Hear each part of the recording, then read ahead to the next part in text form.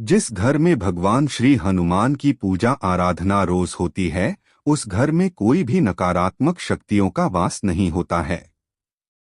क्या आपको पता है कि भगवान श्री हनुमान का जन्म कैसे हुआ? एक बार भगवान इंद्र ऋषि दुर्वासा द्वारा आयोजित स्वर्ग में एक औपचारिक बैठक में भाग ले रहे थे। तब उस समय हर कोई एक गहन मंथन में डूबा था। पुंजिकस्थली नाम की एक अप्सरा अनजाने में उस बैठक में विघ्न पैदा कर रही थी। तभी ऋषि दुर्वासा ने उसे ऐसा नहीं करने को कहा। ऋषि दुर्वासा की कही गई बातों को उस अप्सरा ने अनसुना कर दिया। यह देखकर वो नाराज हो गए।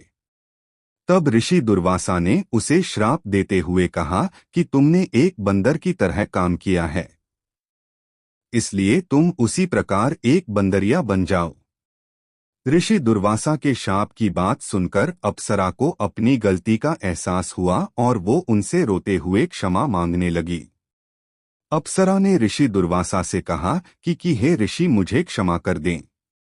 मैं आपको परेशान करने के लिए यह काम नहीं कर रही थी। मुझे इस बात का तनिक भी अंदाजा नहीं था कि मेरी ऐसी मूर्खता का मुझे ऐसा परिणाम मिलेगा। ऋषि दुर्वासा ने उसकी विनम्र विनती को देखकर अप्सरा से कहा कि हे प्रिय, तुम रो मत। अगले जन्म में तुम एक भगवान से शादी करोगी, लेकिन वह एक बंदर होगा और तुम्हारा जो पुत्र होगा वह बंदर ही होगा, जो बहुत ही शक्तिशाली होगा और भगवान श्री राम का प्रिय भक्त होगा। यह सुनकर पुंजिकस्थली ने ऋषि दुर्वासा को नमस्कार करते हुए दिए गए श्राप को स्वीकार किया। तब माता अंजना का जन्म बंदर भगवान विराट से हुआ। जब माता अंजना विवाह योग्य हो गई, तब उनकी शादी बंदर भगवान केसरी से हुई थी। इसके बाद माता अंजना अपने पति के साथ सुखी वैवाहिक जीवन व्यतीत करने लगी। अंजना और केसरी एक शांतिपूर्ण जीवन जी रहे थे। एक दिन शंखबल नामक जंगली हाथी ने अपना नियंत्रण खो दिया और हंगामा खड़ा कर दिया। कई लोगों की इस हंगामे में जान चली गई। कितने ऋषि इस वजह से अपना अनुष्ठान पूरा नहीं कर सके। भगवान केसरी श्री शंखबल से बेहद प्रेम करते थे। भगवान केसरी ने अपने प्रिय हाथी को जब मार डाला तो वह बहुत शोक में डूब गए। यह देखकर संतों ने उन्हें यह वरदान दिया कि तुम्हारे घर एक बच्चा जन्म लेगा जो बहुत ही शक्तिशाली और हवा की शक्ति और गति के बराबर रहेगा। तब इस प्रकार भगवान केसरी के घर में माता अंजना ने भगवान श्री हनुमान को जन्म दिया। यही उनके जन्म की कहानी है, इसलिए उन्हें अंजनी पुत्र और पवन पुत्र कहा जाता है।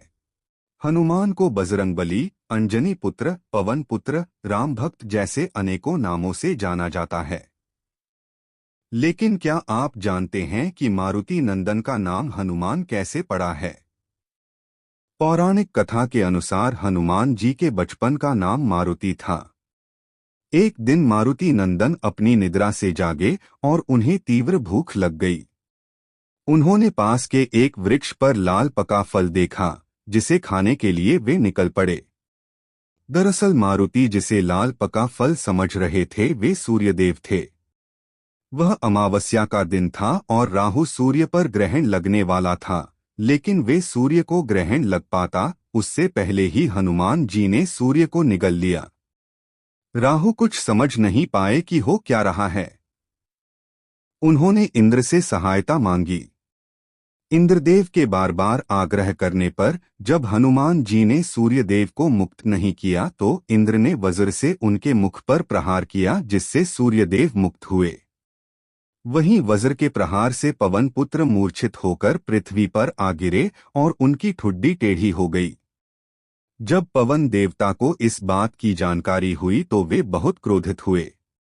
उन्होंने अपनी शक्ति से पूरे संसार में वायु के प्रवाह को रोक दिया, जिसके परिणामस्वरूप पृथ्वी पर जीवों में त्राहि मच उठी।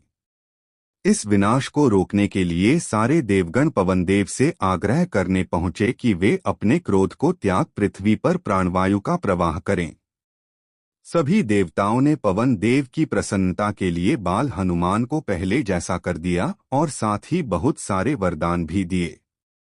देवताओं के वरदान से बालक हनुमान और भी ज्यादा शक्तिशाली हो गए, लेकिन वज्र के चोट से उनकी ठुड्डी टेढ़ी हो गई, जिसके कारण उनका एक नाम हनुमान पड़ा।